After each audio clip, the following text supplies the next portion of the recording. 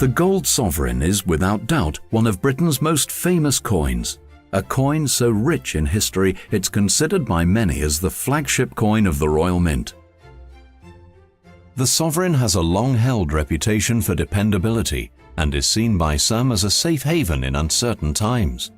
Its specification is not just consistent, it's actually protected by an Act of Parliament, the Coin Act of 1816, that specifies the weight and purity of the sovereign coin down to 4 decimal places, ensuring an unsurpassable guarantee of accuracy to investors and collectors alike. The first gold sovereign was commissioned by Henry VII in 1489, when he instructed the officers of his Royal Mint to produce a new money of gold.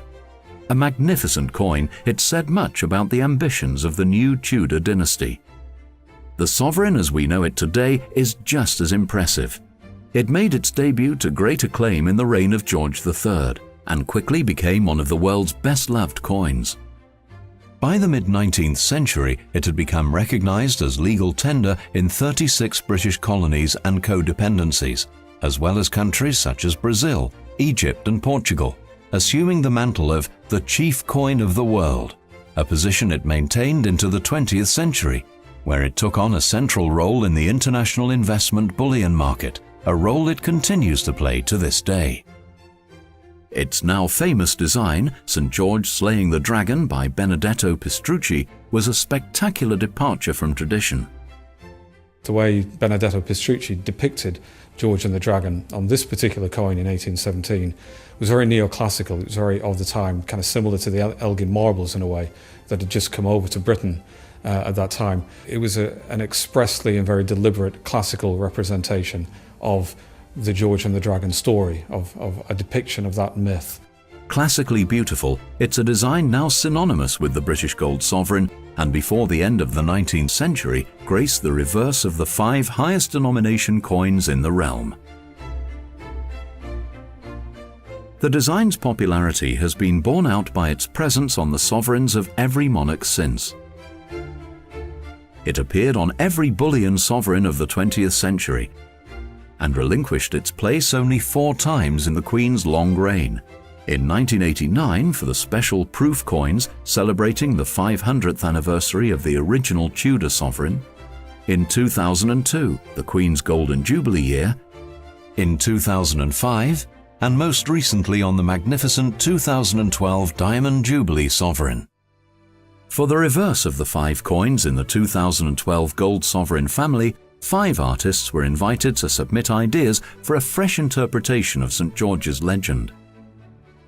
This theme has been around since medieval times, and lots of painters and sculptors have had a go at interpreting it in their own way, from Dürer to Raphael to lots of other purely numismatic representations of St. George. One of the sculptor that came through with the winning design is Paul Day. He's an accomplished sculptor who's got a number of works in and around London, a very gifted individual.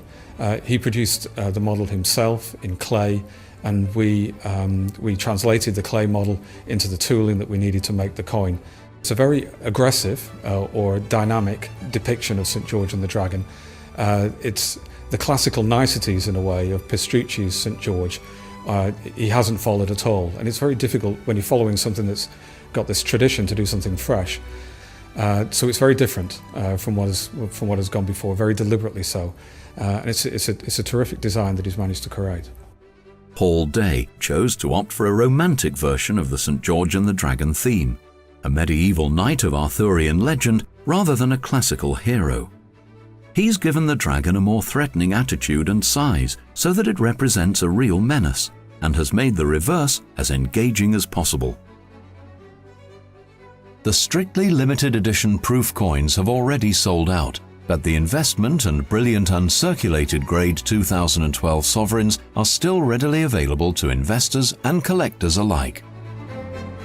The 2012 sovereign, direct from the home of every genuine British sovereign, the Royal Mint.